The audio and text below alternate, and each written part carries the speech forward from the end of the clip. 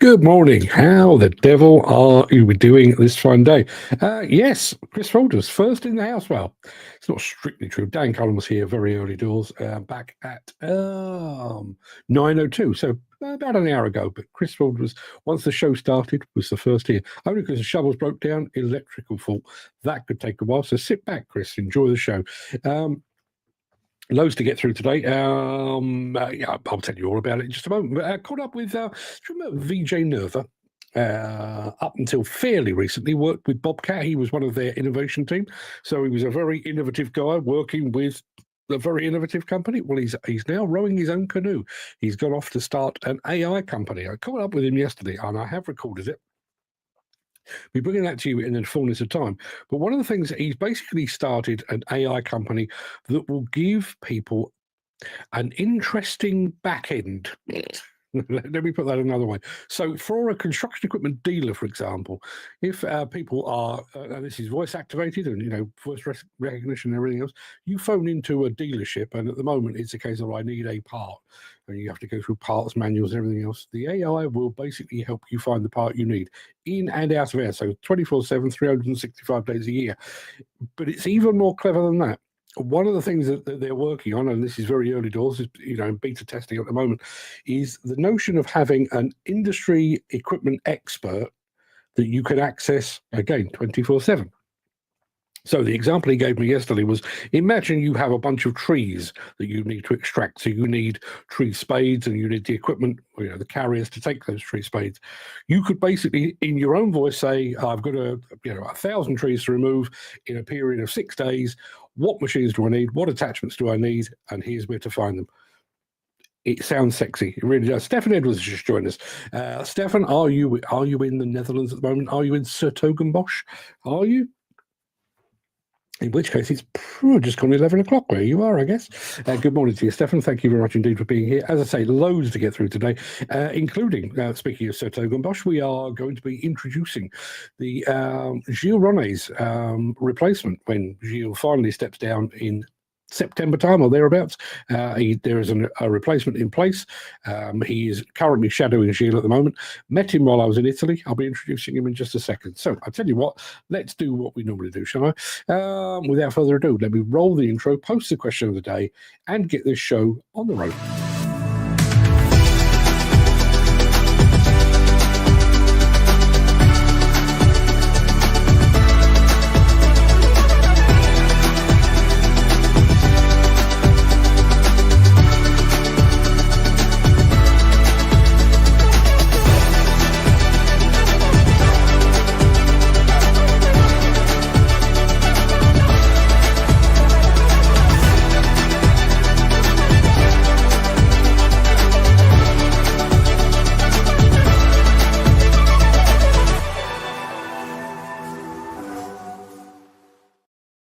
Let me just press the button that triggers the good morning to Ken Hatcher because he has just turned up, and I'm going to trigger another button as well because Jim Turner's just arrived as well.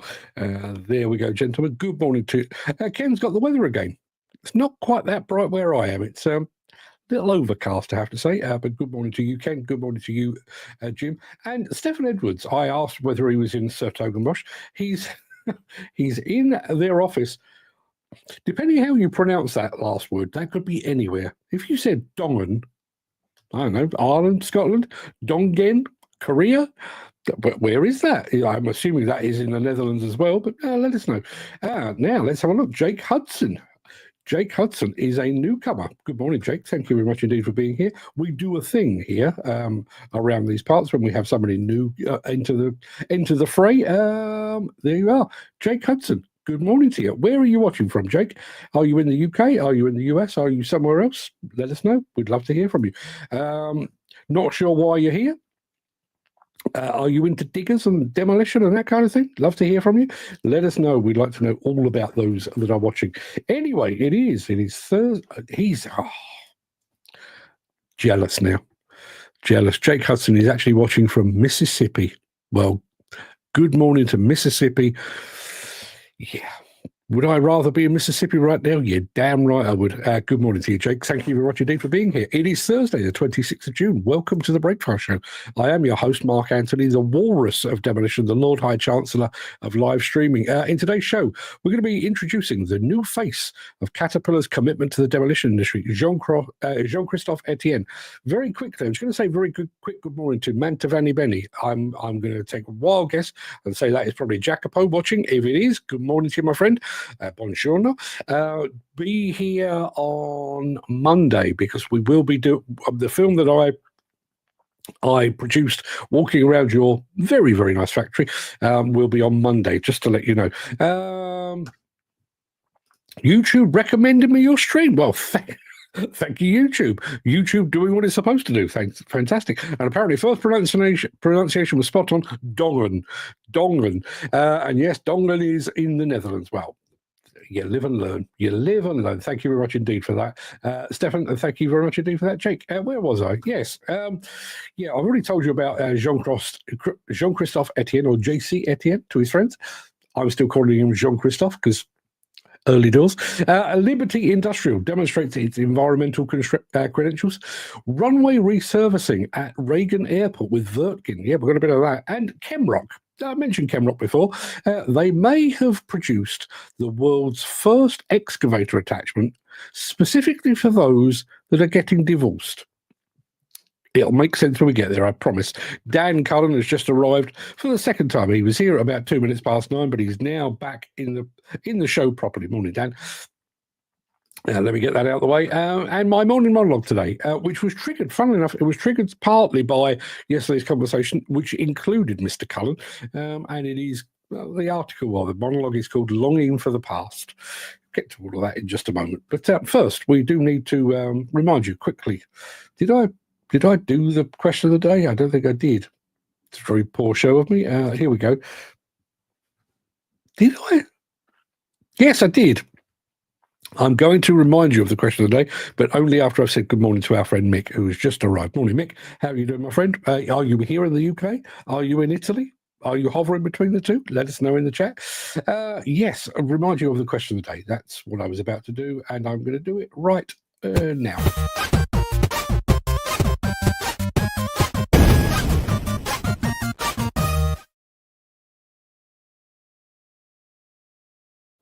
Yeah, now this is one where I don't have a dog in the fight. So my question of the day today is this, nice and easy.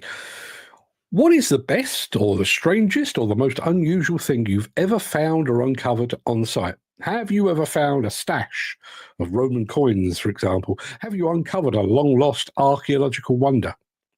Have you dug up any human remains?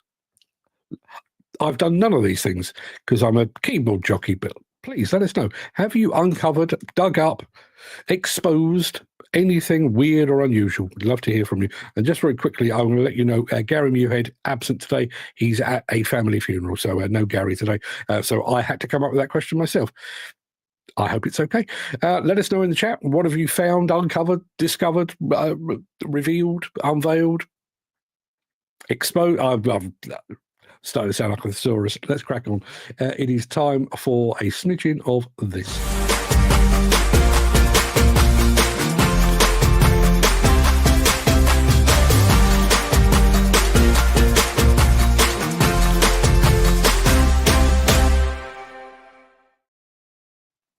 I will come to all of that in just a moment. But first, Mick says, anyone got any ideas or comments on this new idea of getting 100,000 people into the construction industry? Yes, this is all part of yet another government scheme. Kind of feel like they're doing things out of order. We're going to build 1.5 million new homes in just about 5 years. Yeah, we haven't got enough people. So our next thing is we're going to get 100,000 people into the industry. Are you? Anybody think that's likely? Let Mick know in the chat. Ken Hatch says, dug up a load of bras and knickers once on a site down 2 feet in a bag. Why would somebody bury their underwear? Or were they not their underwear? Had somebody helped themselves to somebody's underwear? You know, the what do they call them? The people that steal undies from washing lines, knicker sniffers, and those. Sorry to upset your morning. Going to say good morning to, or hi, should I say, to Kashi2057 over on Instagram. Mick says he is still in the UK, just been running around like a madman. Yeah, I can believe that. Question of the day. Chris says, nothing of any interest apart from the odd bottle, electric cable, water pipe, gas service, etc. I was really hoping somebody would say, yes, I once uncovered buried treasure in a chest. Buried treasure is always in it. Where would you get a chest? If you had some treasure you were about to bury, where on earth would you go and get a chest? The things that bother me. Now, come September this year, Caterpillar, there'll be a changing of the guard after, 23 years, I think he said. Gilles René is taking a step back into retirement. I wouldn't be at all surprised to see him back in the fray at some point, but he's taking a retirement, and his replacement has already been selected, a guy called Jean-Christophe Etienne. Met him in Italy, smashing guy, and an engineer, so knows his stuff. I took the opportunity to get him on film. This is Jean-Christophe Etienne. You'll be seeing a lot more. If you're in the demolition industry, you'll be seeing a lot more of JC in the months and years ahead. Here he is.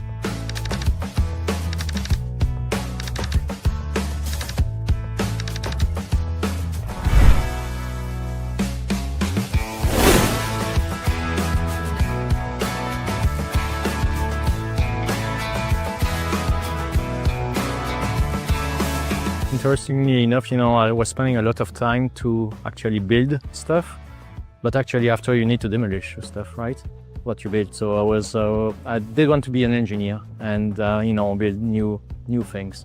Caterpillar is a very strong name, so I got to know the name early on in my life, and I always look at those machines, yellow machines, every time I was passing by. And one point in time I've got my diploma, and then a show at the university, and basically Caterpillar was there. So I had the opportunity to talk with the recruiter, and I was, that's exactly what I want to do. And here I am. Well, demolition is, I believe, a very, very interesting industry. It's really the high-tech industry, if you will. You really need to have highly engineered solutions in order to be successful. And it's not only about one team, one machine, it's all together that can make it successful from a safety standpoint, from an efficiency standpoint, uptime standpoint. So to me, it's really a DNA of Caterpillar. And that makes it very, very interesting, very exciting. It's a big challenge to take on what Gilles was doing. Obviously, he's a master in the demolition industry.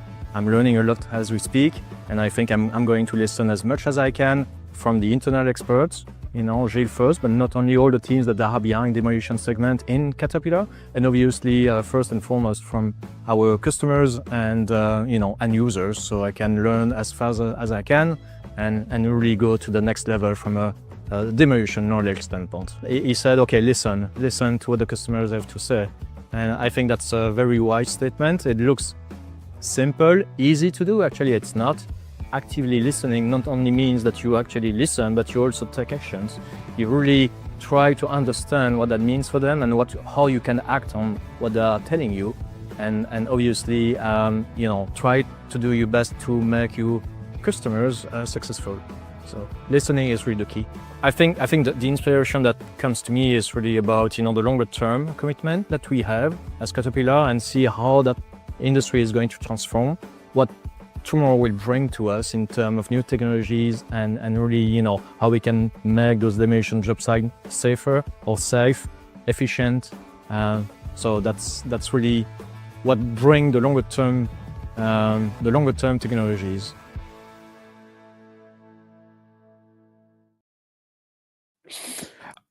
I'd like to offer some personal reassurance to the demolition industry as a whole, but also to anybody that buys Caterpillar demolition equipment. Obviously, the end of an era with Gilles René taking a step back. I've written about it. You can find that over on Demolition News. But what I would say is that it should be a seamless transition. Jean-Christophe Etienne knows his stuff. He's clearly been raised, he's been shadowing Gilles, and he already knows his stuff. Every bit as personable as Gilles as well. I think he's going to bring a a lot of good knowledge to the industry because he is an engineer by training and everything else. But I genuinely think he's going to make his mark. It's when I heard that they were replacing Gilles, I actually thought, tough act to follow. And having met JC, I would say he's more than up to the job. Could well prove to be the perfect replacement. As I say, he's got a lot in common with Gilles. As I say, very personable and very knowledgeable, but also keen to learn, which I think is a fantastic thing. So anybody in the demolition industry that is buying Caterpillar equipment, JC Etienne, I think you're going to enjoy working with him. Now, there's been a bit of a trend here.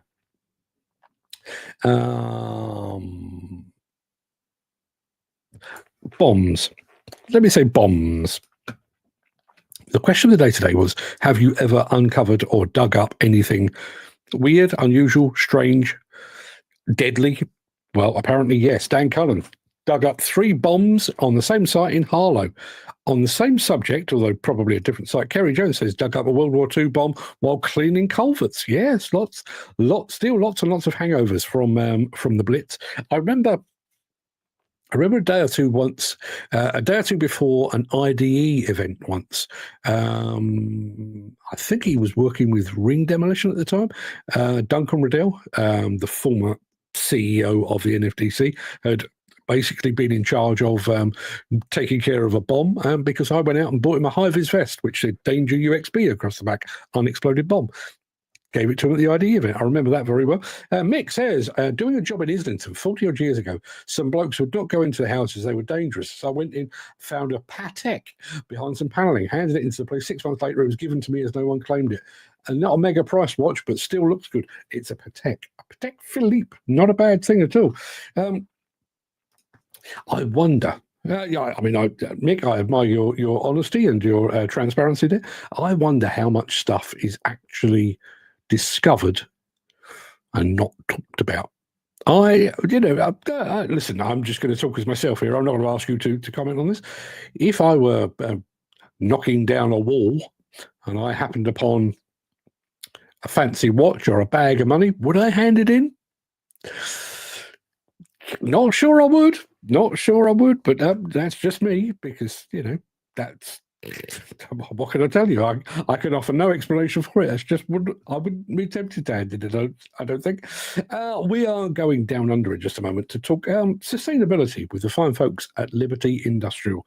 Back after this. If you are enjoying this episode, please consider supporting the show.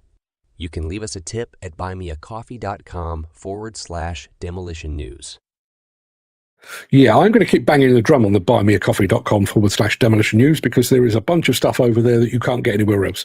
So if you want to listen, if you're a bit bored this afternoon and you want to listen to a podcast which is detailing, one of our previous shows, you can do that. It's called The Recap. You can find it over at buymeacoffee.com/demolition news. Go have a listen. Listen, if you want to drop us a few quid while you're there, feel free. Not necessary, certainly not compulsory, and all of that stuff is available for free. Go and have a look. So Liberty Industrial, massive demolition company from down under, and they are quite committed to all things sustainability, as you're about to hear.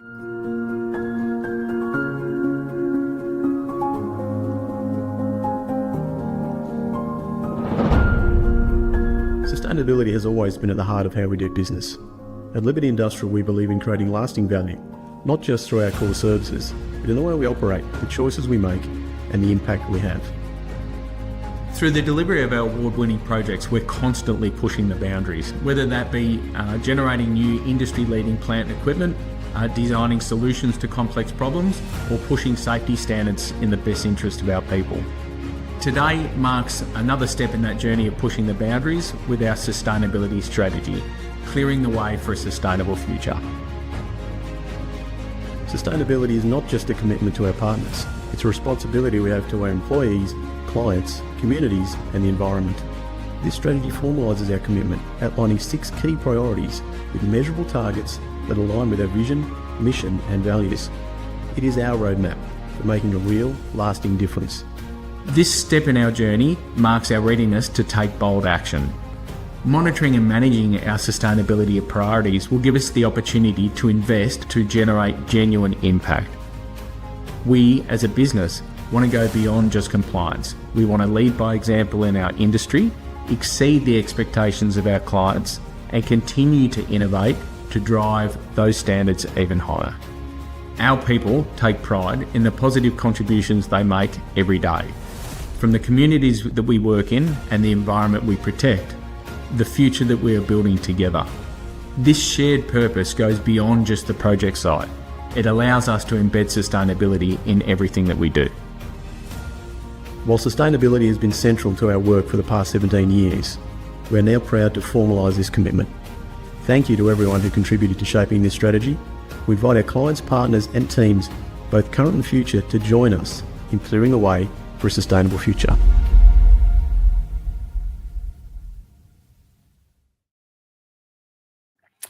Tip my hat to all the folks at Liberty Industrial. We have hit a rich vein, people, talking about stuff that's been dug up. We're going to do Mick first, who says that was the only thing he had it in. But you got it anyway. So, yeah, listen, honesty sometimes is the best policy. Sometimes. Chris Ford says, a friend once dug up a mortar bomb with the back actor on his new JCB. He got out and carried it into a field, so if it went off, it wouldn't damage the machine. He figured it hadn't gone off, so he'd be okay. Yeah, I'm not sure that would be my first course of action. I think my first course of action would be to back up my JCB about as quickly and about as far away as I possibly could. Stephen Edwards, on a slightly more serious note, says, unfortunately, not a pleasant experience. We once found the torso, just the torso of a person on the bank of a river at a project site. Listen, that's where a lot of people, by nefarious means or otherwise, a lot of people end up buried one way or another. I guess it's only a matter of time before you uncover that kind of thing. I will just very quickly reveal this. Friend of mine in the demolition industry. I'm going to get to Mike Wolf in a moment because he's done a very long post, but I will come back to that in a moment. Good friend of mine working in the demolition industry was basically given the job to take down, wasn't an entire hospital, but it was a couple of hospital outbuildings. I think they were in Hertfordshire, if memory serves me correctly. Basically, there's the project. Okay, so they turned up, and on the first day they got there, they encountered a police cordon. What's going on here? They said. So the police basically said, we have the buildings you're about to demolish are under surveillance. Why are they under surveillance? Because we believe there are people in there filming a porn film. How long were the police there? Oh, about a week. Yeah, true story. Mike Wolf of Global Highways, no longer World Highways, but Global Highways. Such is his importance and reach. Morning, Mark. While helping my dad dig foundations for a new shed in my parents' garden, I remember coming across fragments of several clay pipes. The house had been built on farming land, and the farm workers clearly liked a good smoke.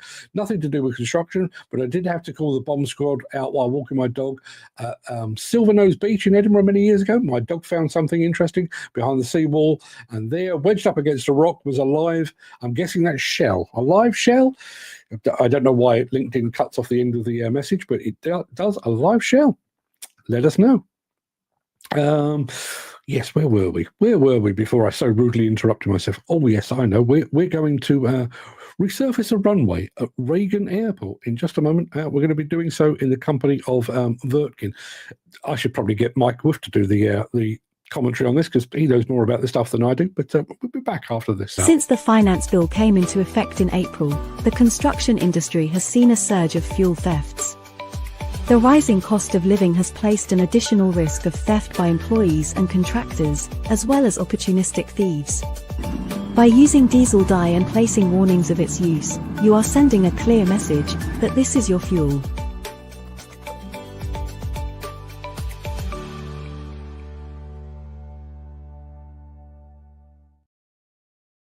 Just a very quick heads up, and Dan Collins, mate, Enda O'Doherty has just joined us over on Instagram, and David Phillips, I think, is watching over on LinkedIn. David Phillips of Off Highway Research. Good morning, David. Hope you're fitting well, my friend. Let's have a look. Yeah, runway resurfacing at Reagan Airport. Sit back and enjoy.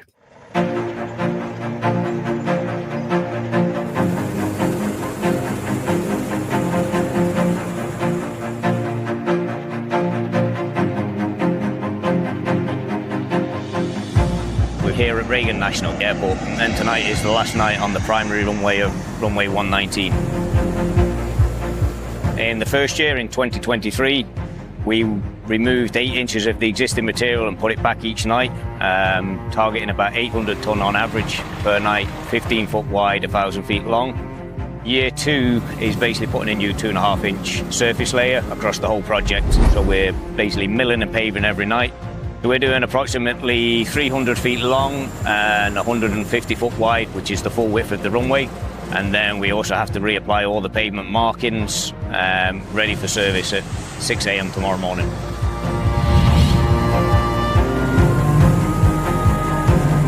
We use the Wirtgen milling machines, 210 FIs out here, and then we use the Vogler pavers, 2100-5i, which we bought specifically for this project. We also run the harm rollers, so we have the HD120s, HD90s and HD14 rollers. We use a combination of all them to achieve compaction behind the paver. We also use the HD14s for rolling the transverse joints and making sure we have a nice, smooth joint. This is the first of the Dash 5 series pavers to be sold in the US. The new series is equipped with the John Deere engines that has been performing extremely well. It's got the new Dash 5 operating technology, which is part of the digitization program. The crew's really happy with all the equipment. The big ski, it's quite easy. It's just all clips together. There's no bolts to put it on. It's really easy. Within 15 minutes, it's all put on and ready to go. It's a lot better than the old skis. The old skis, you couldn't walk under them and they were always hitting the sides, but the big ski being high, it's a lot better. One of the good things with the Vogler pavers, especially the 5i that we're using now, it lays a really good mat, so there's very little handwork or touching up behind the paver, if any. We're doing 18.75 feet wide, so we needed a big paver that could lay a good mat with the capability of going out to the wider widths. One of the big elements of the FAA specification is for asphalt is the pavement factors. So we have to achieve certain parameters to make sure we get fully paved, whether that's on compaction, elevation control, smoothness. So having machines that we know and trust that can lay to the accuracy and achieve the required compaction is crucial. The mix that we're using here is an FAA mix. It's got an 8222 PG graded asphalt, which is a very strong and stiff and dense mix.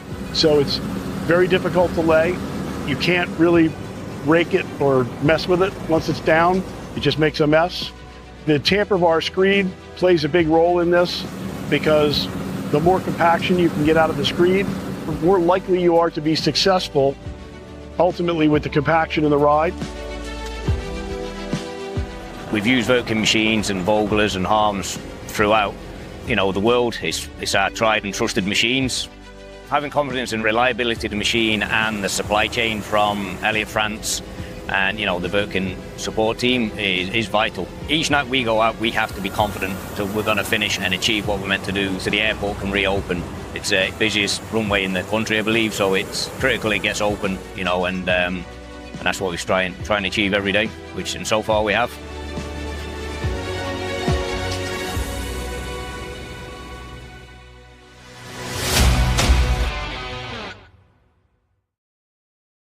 Yeah, should you ever land at Reagan International Airport in Washington, you'll know that some Brits were involved in making it all nice and smooth for you.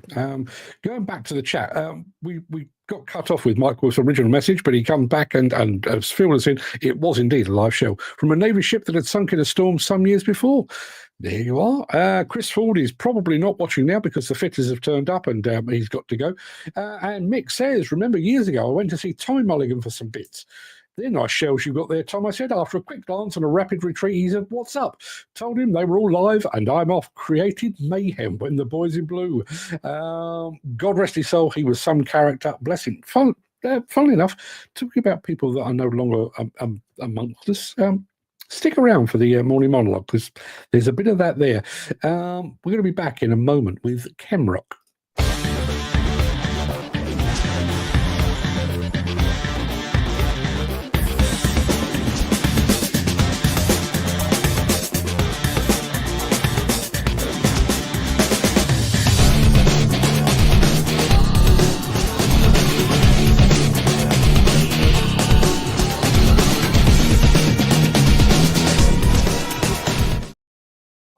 I know we're all blissfully, happily, ecstatically married. Mostly. But if something should go awry, like if your spouse gets tired of you watching this show every single day and decides to divorce you, how would you go about dividing up your assets? Well, you could sell your house, of course. You could do that. Alternatively, you could call Kemroc and let them divide the house for you. Yeah.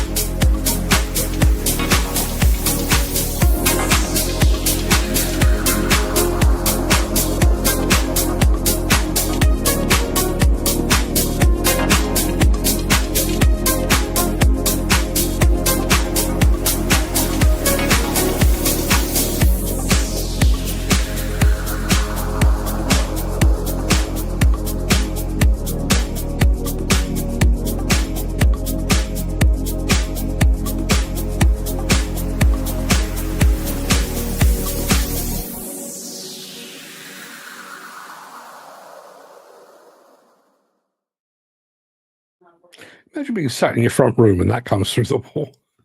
Yeah. Good morning to our friend Mr. Clips of Beast, who says, "Hey, dude, what time do you go live?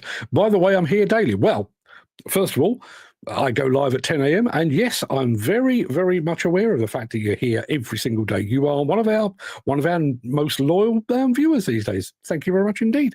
I've said this before, but if you'd like to be more part of the conversation, the system that I use doesn't do a particularly good of keeping Instagram informed, I'm afraid. So if you'd like to get involved over on Instagram, on LinkedIn or YouTube, you could do that as well, or Facebook. Just go and have a look over there. Now, what have we got here in the chat? Mick says, bit excessive. Some saw, though, right? Some saw. Anyway, that's about it for the main part of this morning's show. I'm going to roll the outro in just a second before leaping gazelle-like over into my morning monologue, which is all nostalgic and stuff. If you can't stick around, please stay safe. Look after yourself, your family, your friends, and your colleagues. But if you do have the time and the inclination, and if you're feeling a little, if you're slightly longing for the past, I'll be back immediately after.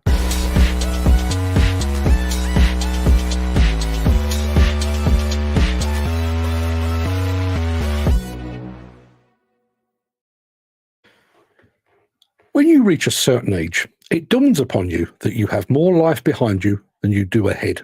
So perhaps it's natural to long for the past and to mourn its passing. I look back at those I've lost personally, family and friends. I look back at those we've lost professionally, people we worked with, people we admired and looked up to, colleagues and co-workers, industry pioneers and industry leaders. Even though most would agree that modern demolition and construction equipment is better in every conceivable way than the machines of yesteryear, we still long for the names of the past. Aveling Barford, Benford, Brett, Drott, Hymack, O&K, Poclane, Priestman, Smalley.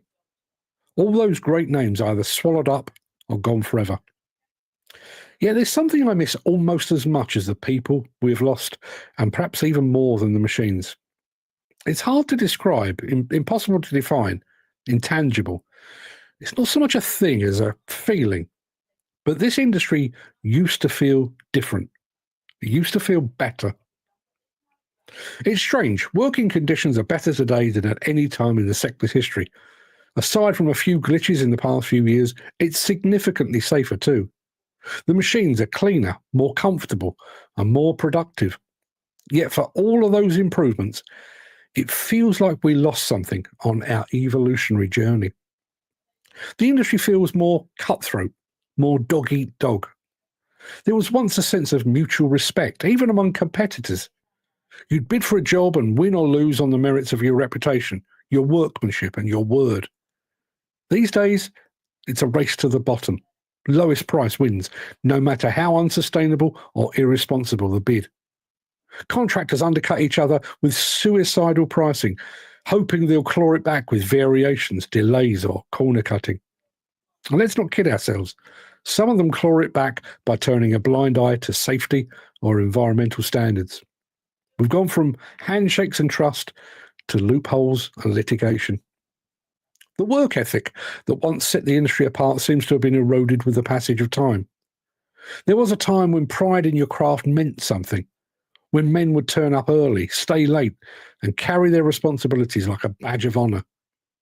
I've known people shed a tear when their machine was sold or when a job wrapped up after years on the same site.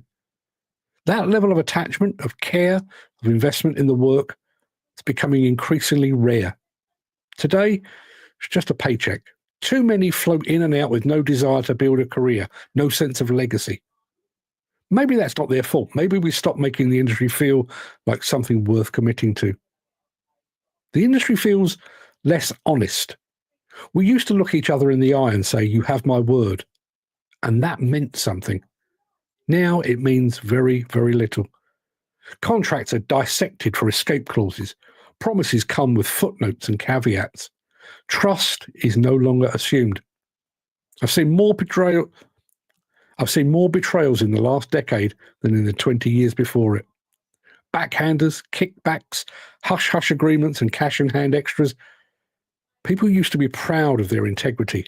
Now they're proud of getting away with things. The collaborative industry of old has given way to an every man for himself attitude.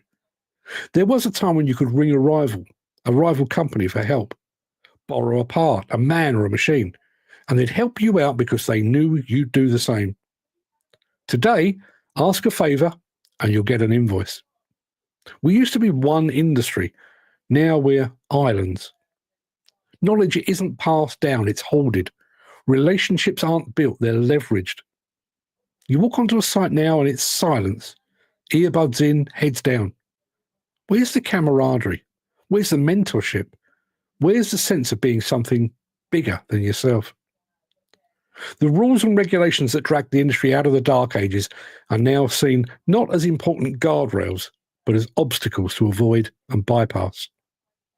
We fought hard to make this industry safer. Too many men died to get us where we are.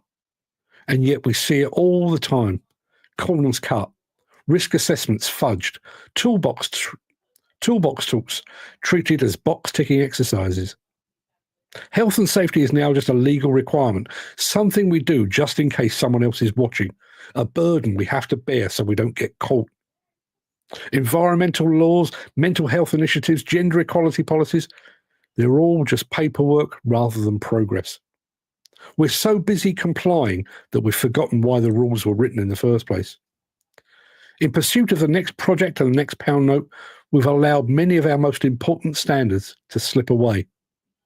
Now, some will say this is just nostalgia talking, that every generation thinks that the one that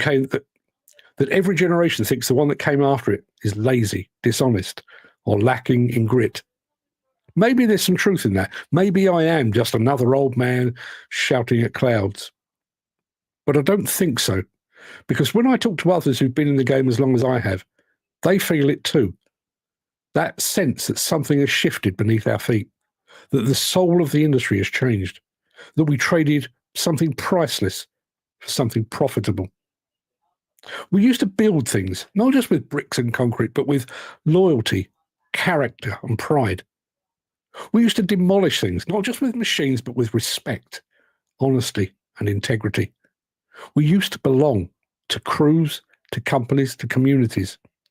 Now we're individuals, contractors, freelancers, consultants, drifters on a landscape we used to help shape. I know we can't go back. The past is not a place we can revisit, only a memory we can carry. But I do wonder, if we had known what we'd lose on this journey to modernity, would we have still taken the same path?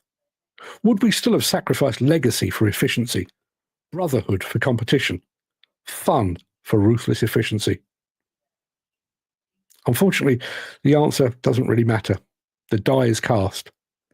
But on quiet mornings, I sometimes allow myself a moment to remember the men and women who shaped me, the machines that inspired me, the sites where I learned what it meant to care. And in that moment, I mourn not only what we've lost, but I also mourn who we used to be.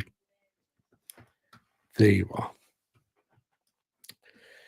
Probably should have saved that for a Friday. Send you all away feeling very, very cheerful about yourselves. Yeah. Let's have a look. Mr. Clips of Beast, do you go live on other platforms or on the same platform or different? We go live at 10 o'clock or 10 a.m. UK time. I don't know where you are in the world, but 10 o'clock. And we simultaneously broadcast to Twitch, to YouTube, the Demolition News YouTube channel, to the Demolition News and the Diggers and Dozers Facebook pages, and also to Instagram as well. So if you ever get bored, just go over to demolitionnews.com. It's broadcasting live there as we speak. So that's that taken care of.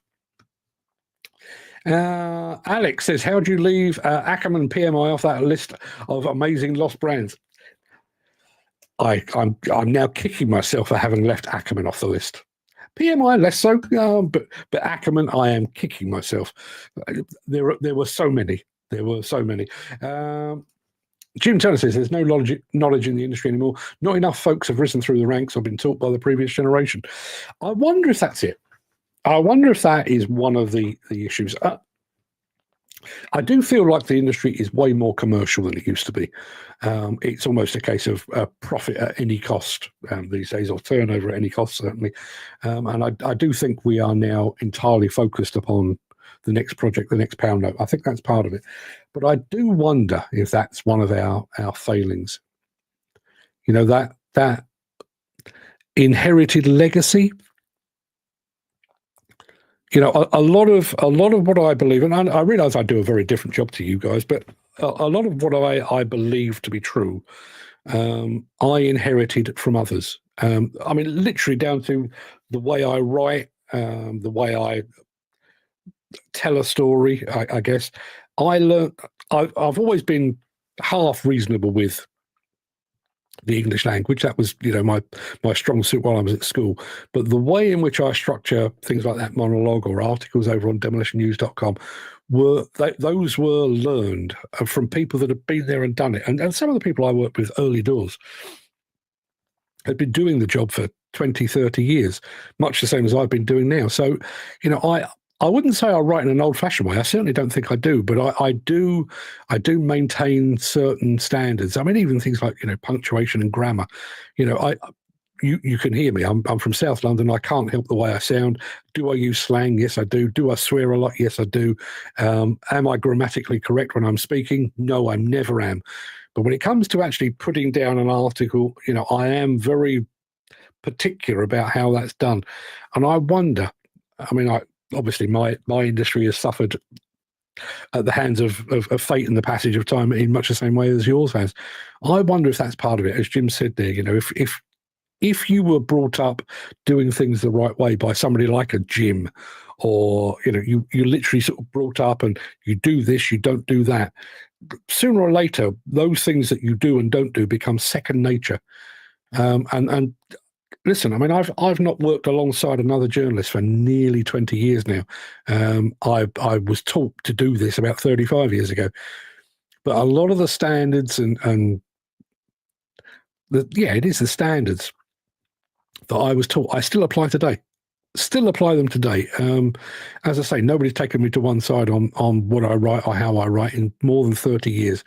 But I still do it the way that I was taught, and I think we've lost that. Mick says, I think over the past few years on here, many of us have bemoaned the passing of the old days, and yes, even some of the ways we worked. The most important thing you have mentioned is the trust, the respect, and the absolute cutthroat attitude of the game.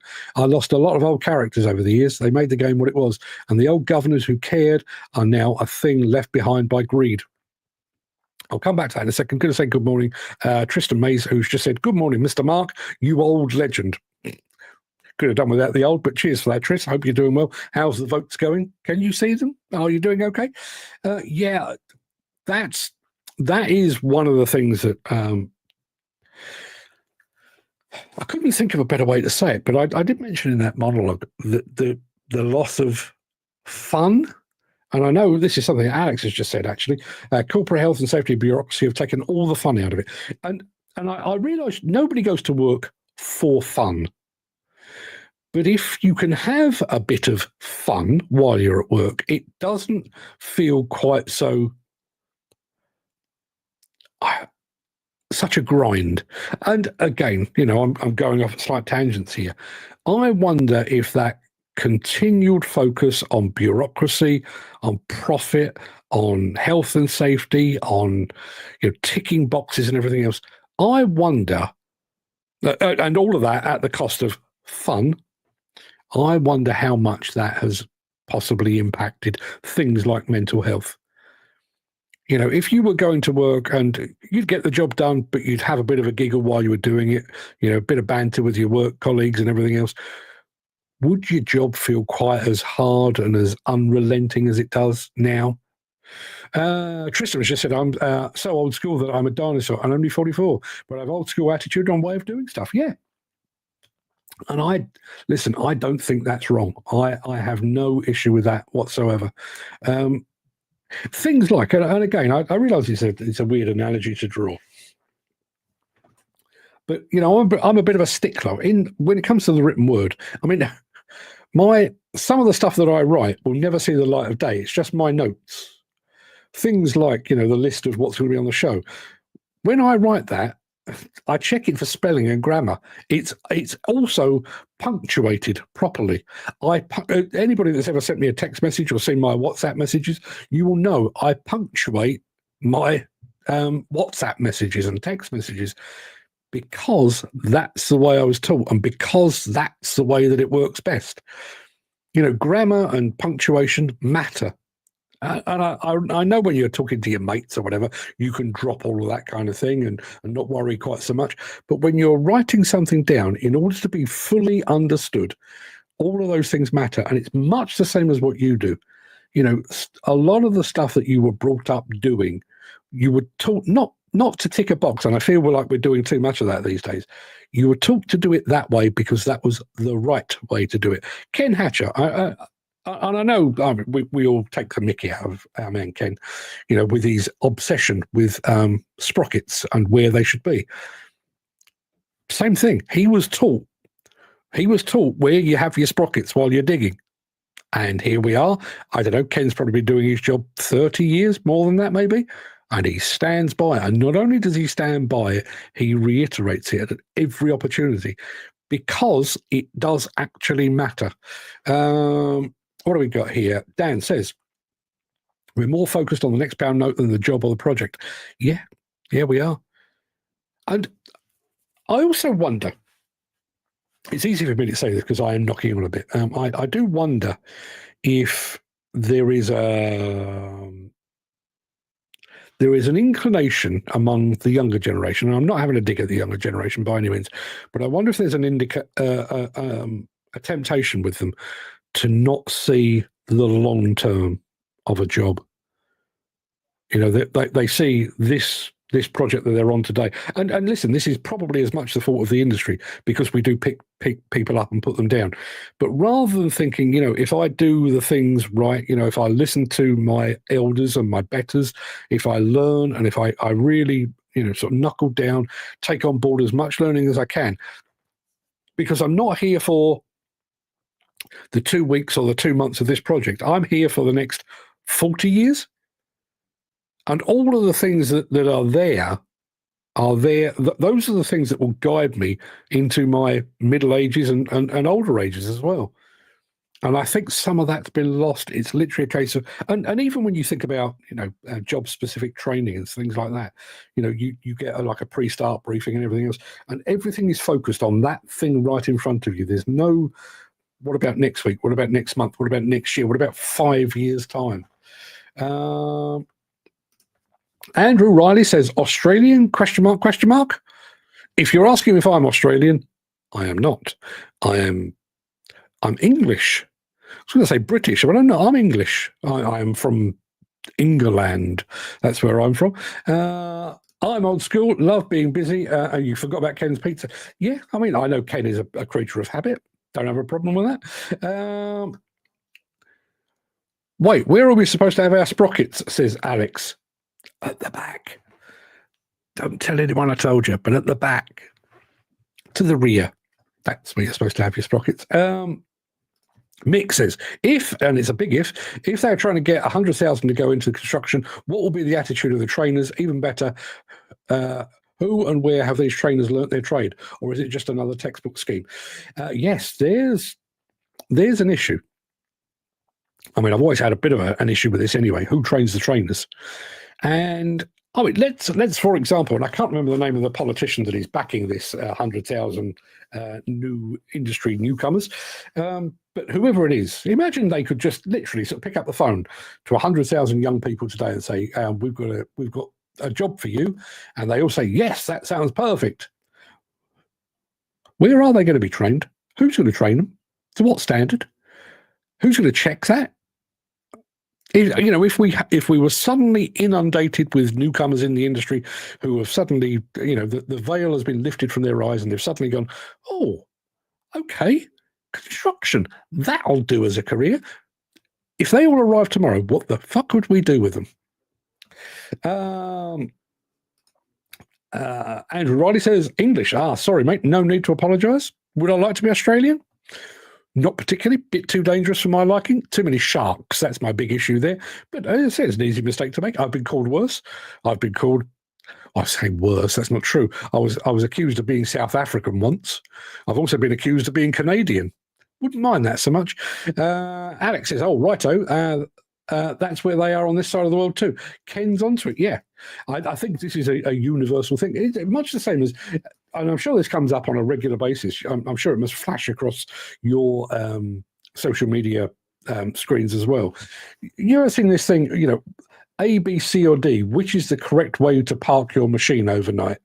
And it's, you know, with the bucket teeth on the ground, the flat of the bucket on the ground, all those various things. All of those were for a reason, you know. All of that is for a reason. It wasn't just somebody saying, "Oh, this will make life difficult for somebody," which I think a lot of the rules and regulations are today. Dan says, "I'm working with a few young guys, and they have no enthusiasm for the work at hand. The amount of time I spoke to them 4 times to keep busy, looking busy." I don't know them, but I wonder how committed I might have been to the magazines upon which I cut my journalistic teeth back in the day if I had been treated like cannon fodder day in, day out, week in, week out. If my contribution was consistently overlooked. To my mind, a thank you goes a long way, and I was fortunate enough to work with at least one editor who was very good at that kind of thing. But, you know, if you are working on a site where you're literally shouted at for 8 or 9 hours a day, you're not entirely sure if you'll be invited back next week. You're not entirely convinced that you'll be paid. You know, you might be asked to clean out the toilet from time to time and stuff like that. How committed would I have been to that as a job when I was younger? Probably not, is the answer. Jake Hudson says, I've been trucking my whole life. My dad was a trucker for 55 years. I've been in and out of trucks my whole life. I know what trucks are. It's a shame our friend Peter McKenna, we have a regular here, Jake, called Peter McKenna, who is doing a lot of work on the trucking industry, particularly on heavy goods vehicles, you know, on-road trucking as well. Here in the UK, but he's in the midst of a bit of a campaign. If you're on LinkedIn, go and have a look. He's in the campaign for basically to fight for the rights of HGV drivers or heavy goods vehicle drivers because they get a bad press, much the same as people in demolition and construction do. Mick says, 30 years ago, I would have told anyone, give it a try. It's hard, dirty work. You either have demolition in your blood or you don't. If I was asked now, I would do my hardest to put them off. Yeah. And I've got to say, Mick, I know you say that quite a bit. Trust me, you are not alone. I think I told you about a week, maybe 2 weeks ago, I did get a message on LinkedIn basically saying what a miserable old sod I was and how I only ever show the downside of the industry. Well, that was one message, but it was more than balanced by the dozens and dozens and dozens of people that are working in the industry but don't want to anymore, or people that have left the industry and are happier for having done so. And that tells you a lot. Listen, you know, demolition construction, it is hard work. It is often thankless, but it used to have so much going for it. And I realise that I tend to look through the lens of demolition and construction, but that part I mentioned it, but somebody else mentioned it about trust and honesty and integrity. And listen, I know those in demolition and construction walk a fine line often between legality and less than legality, but there was always an honour, an integrity, and I'm not going to say honour among thieves, but that kind of thing. You know, you could very easily reach out to one of your competitors and say, you know, I've got an issue with this. I need a machine. I need a part. I need a spare person or a couple of people, and they would bail you out because they knew full well that you would do the same for them. I wonder how many would do that today. I can think of a few.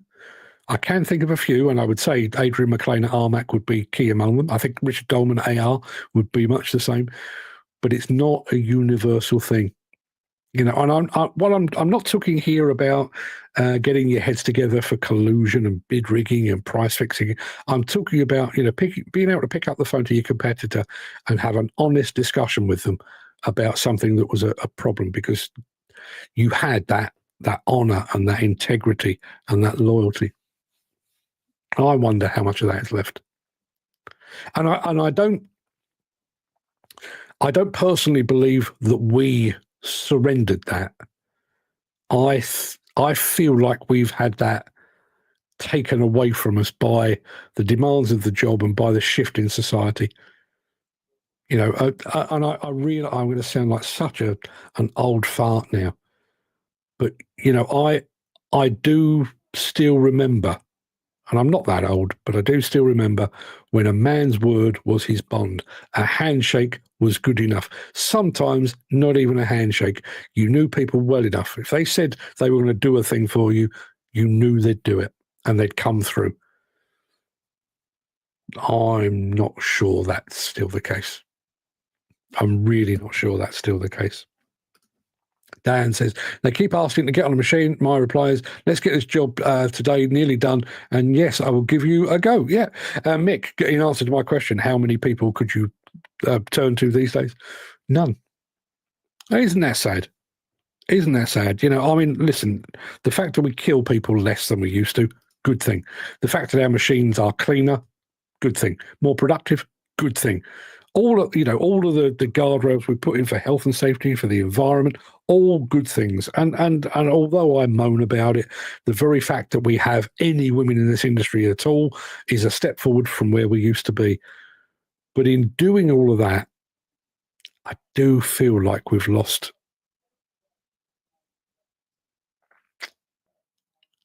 the soul of the industry.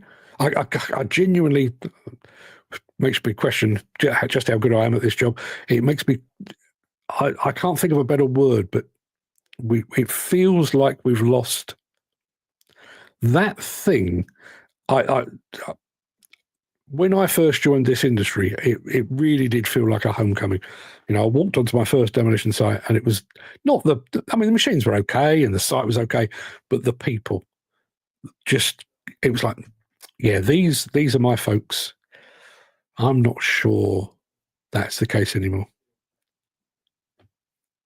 You know, where are those salt of the earth, rough around the edges, rough diamonds?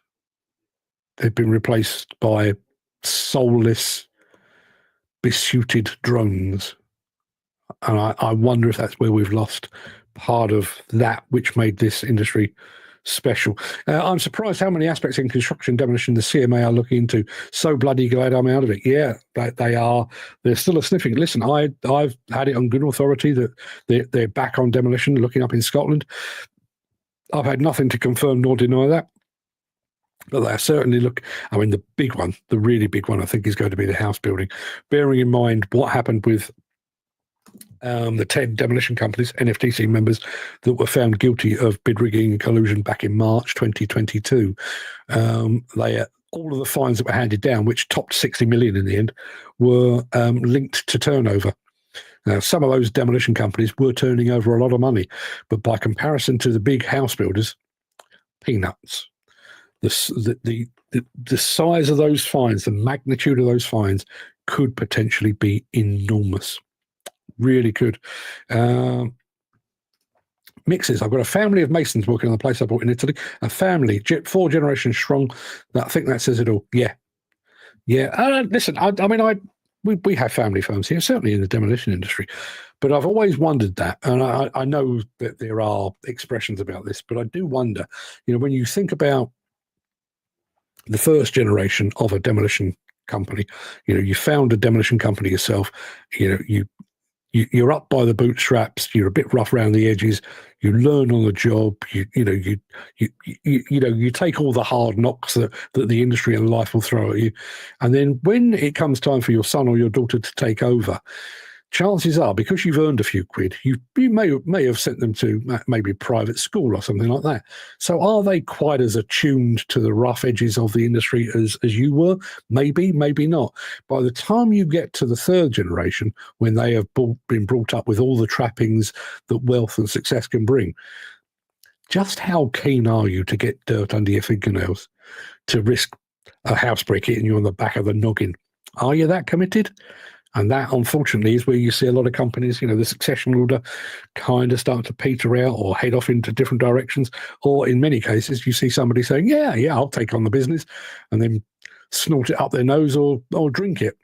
So it's a tough one. It is a tough one. TMET Limited just joined us. I don't know who TMET Limited are over on Instagram, but good morning, welcome. That's about it. They've arrived just as I'm about to leave.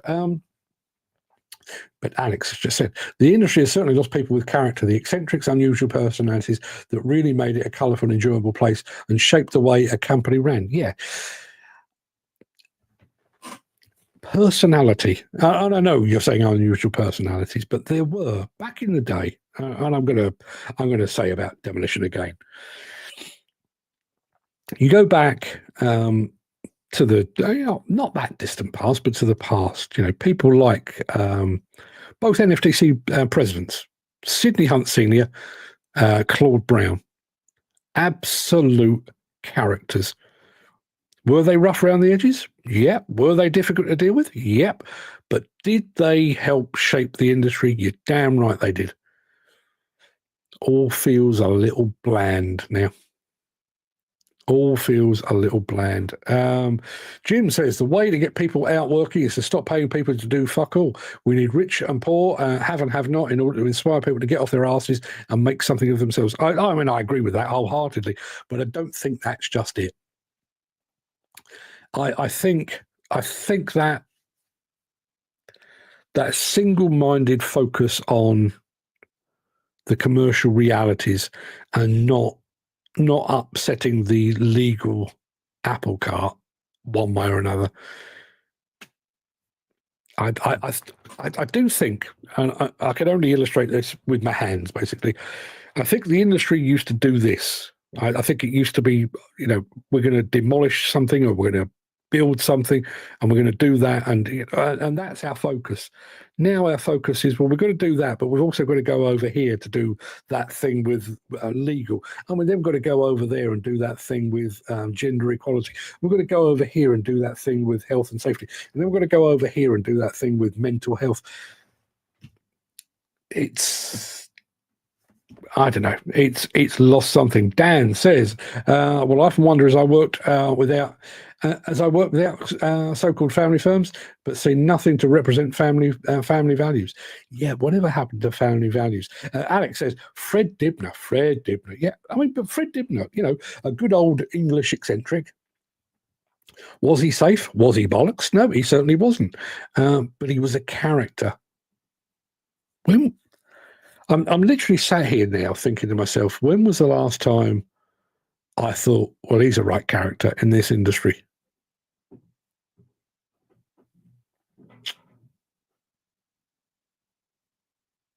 Struggling. For different reasons, somebody like a Marco Lorini, who we talked about yesterday, and we will be talking about again tomorrow. I think there's a bit of that, but in pure demolition and construction terms, when was the last time I thought he's a proper character? I genuinely cannot remember anyone. Maybe we don't have room for them anymore. Stay safe, gents. Our Claude was a gent above all, and you know what I mean by that word, Mark. Yeah, he was. Hard as nails. I mean, I thankfully never found myself on his wrong side. But a proper gent, a proper person of the industry. Jim Turner says, bring back careers officers, but have a regular careers lessons that aren't taught by academics. Is that what it is? Is that why we find ourselves today where we are? Whereas we used to be dirt under the fingernails, dirty boots, you know, bits of debris and dust in your ear holes and stuff like that. We are now an industry of Gucci loafers and custom-made suits. And is that what it is? Because if it is, and I think to a degree it is, we've taken a left turn that wasn't necessarily the right way to go. I'm saying that as a 60-year-old bloke. You know, maybe those that are coming up think it's all sweetness and light. I'm sure there will be some that actually believe that. But yeah, my personal opinion is, in many ways, things used to be better. Mick says, right, I'm off. The dog needs his lesson in barking in Italian. It's woofo, isn't it? Everything ends in O in Italy. Yeah, woofo or barco or something. I'm rambling now. Everybody have a fantastic day. See you all tomorrow for yet more of the same. Don't let the bastards grind you down. Keep your soul. See you tomorrow.